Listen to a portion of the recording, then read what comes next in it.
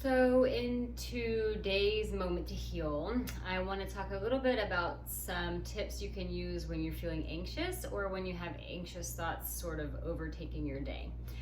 You might have heard of this technique before, but I'm going to add on to it and give you a little something else to think about.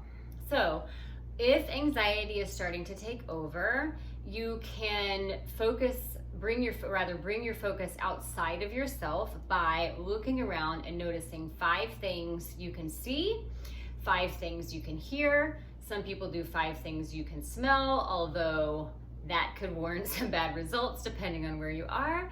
5 things you can touch, just kind of thinking about your different senses and finding 5 things of each one of those.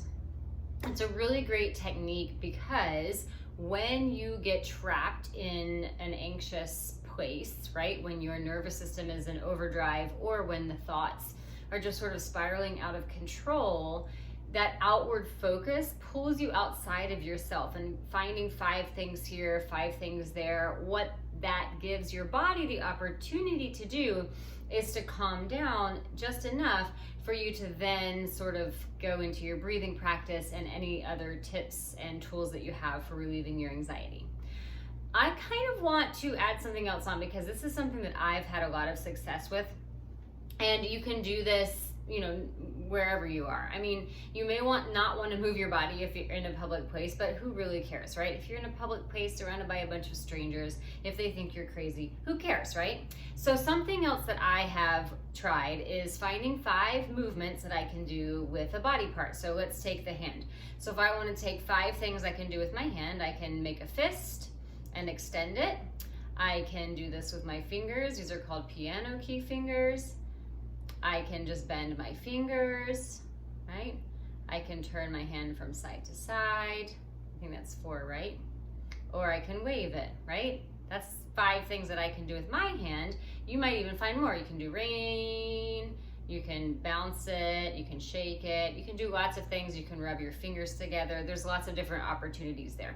Now that's just my hand, but you can also use your feet, your knees, your shoulders, rib cage, head. I kind of sometimes like to play a game with myself where I then try to find as many different types of movement possible within a certain part of my body, right? So if I move on from my hand, I want to do my shoulder, I might move forward and back, up and down, circles, try to take it out to the side, see what happens, right? That's 3. I don't know if I can really think of any more off the top of my head. I can move my head in different directions. So then when you do this, it actually can get kind of silly. And if you're in a place where you feel comfortable moving, then this definitely takes you outside of yourself, outside of your anxious worry, and it might even make you laugh because you might find some of the movements that you do silly. Now, what I love about the movement component is that it not only removes your focus from your anxious thoughts or your fight or flight response, but it then puts you inside of your body instantly, but in a different way, in a more creative way. So I have often found that I cannot use my anxiety and my creativity at the same time. Right? So whenever I've struggled with anxiety, if I can tap into my creativity, if I can start thinking of something that I want to make or something that I want to do, or even daydreaming, it pulls my anxiety right away. Yeah. So I found that very early on in my kind of journey to deal with my anxiety. And so it can be helpful for you too.